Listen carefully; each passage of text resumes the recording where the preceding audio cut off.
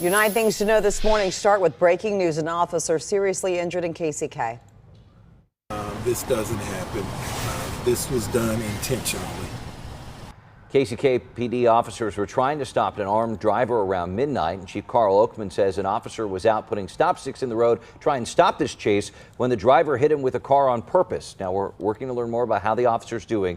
Driver crashed near 65th and College and is at a hospital in police custody. KBI is taking over the investigation. And today in KCK, the Unified Government Board of Commissioners will hold 2 public hearings tonight, one on their proposal to boost property taxes and another on next year's budget. The commissioners have suggested raising property taxes as a way to shore up county finances, but not all taxpayers are a fan of that solution. Tonight's meeting is at 7 at UG headquarters. Former teacher for the North Kansas City and Independent School Districts will be in court today to face child sex crime charges. Dennis Hernandez is accused of filming young boys over several years. At a hearing today, a judge will decide if prosecutors have enough evidence to take him to trial.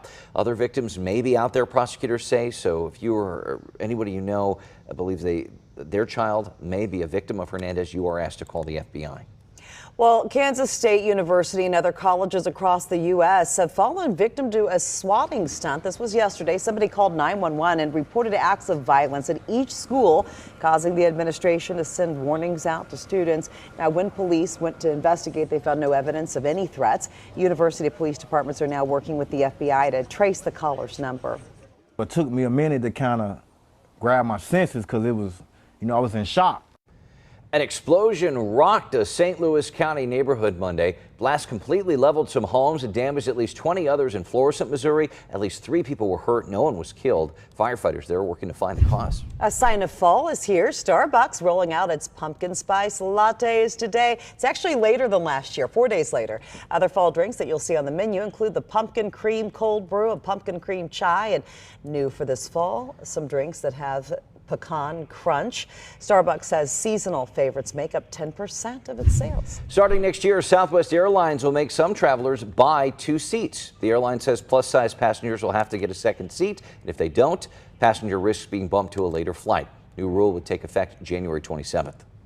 Federal officials have rearrested Kilmar Abrego Garcia 3 days after he was released. Now, he's the Maryland father who was wrongly deported to El Salvador back in March. He's now facing criminal charges filed after his deportation became an international controversy. Officials now say that he will be deported to Uganda. Abrego's attorneys say that the Trump administration is trying to punish him for exercising his constitutional rights. For the first time in U.S. history, a president is trying to remove one of the governors of the Federal Reserve.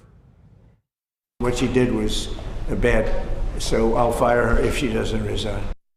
Now, governors can only be removed for cause, and President Trump claims without evidence that Lisa Cook committed mortgage fraud. Cook maintains that is not true and has vowed to fight this move. It comes during the president's months-long pressure campaign on the Federal Reserve to lower interest rates.